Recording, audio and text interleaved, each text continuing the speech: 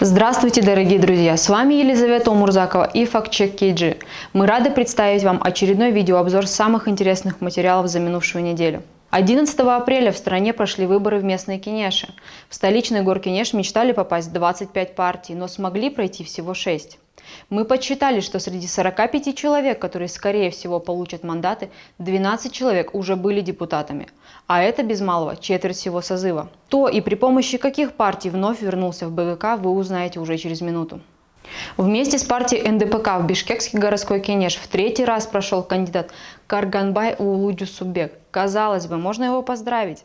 Однако напомним, что в 2018 году он был лишен депутатского мандата за двойное гражданство – кыргызское и российское.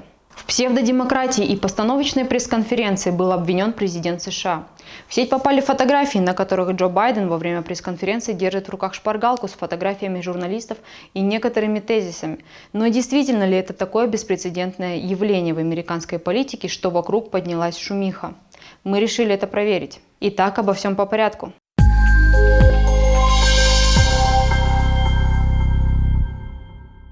11 апреля в Бишкеке прошли выборы в городской Кенеш. Мы подсчитали, что среди 45 человек, которые получат мандаты, четверть уже были депутатами, только от других политических партий, работавших в прошлом созыве.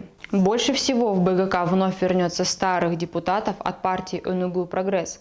Четверо действующих законотворцев прошли в будущий созыв по спискам от 3 партий – Атаджурт Кыргызстан, НДПК и Ынтымак. Еще трое вернутся в новый состав городского Кенеша из партии Республика Атаджурт.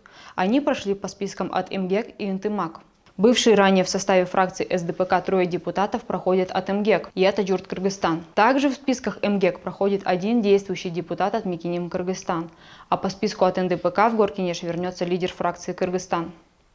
В итоге мы получили следующую картину. МГЕК. Из 10 прошедших кандидатов ровно половина уже работали в предыдущем созыве. Атаджурт Кыргызстан. Из 7 кандидатов этой партии трое уже были законотворцами в БГК.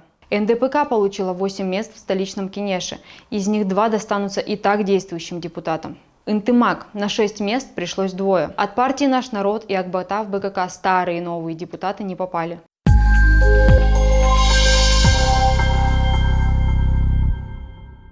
Вместе с партией НДПК в Бишкекский городской Кенеш под номером 5 прошел кандидат Карганбай Уулудюсубек. Многие уже, наверное, забыли, что этот слуга народа в 2018 году уже был лишен мандата за то, что имел двойное гражданство – кыргызское и российское. Напомним, что законодательством Кыргызской республики установлен четкий запрет на право быть избранным в депутаты местного Кенеша людям, имеющим гражданство иного государства. По информации ЦИК, Карганбай Уулудюсубек получил российское гражданство еще в 2007 году. За это время он 4-жды пересекал границу с российским паспортом. Имея двойное гражданство, он, тем не менее, стал депутатом 2 созывов подряд – 26-го и 27-го. Последним из них вплоть до декабря 2018 года он представлял фракцию Республика Атаджурт. Теперь ЦИК должен проверить, отказался ли он от российского гражданства.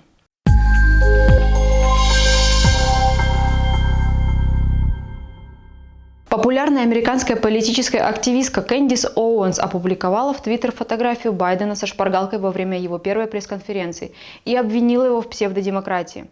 Якобы Байден заранее знал, кто и какие вопросы ему задаст. Оуэнс известна своей поддержкой политики Дональда Трампа и критикой демократической партии. Мы выяснили, что кроме Кэнди Оуэнс вопрос о шпаргалках Байдена подняло издание Fox News. Редакцию смутили обведенные фотографии журналистов в брошюре, отмеченные цифрами.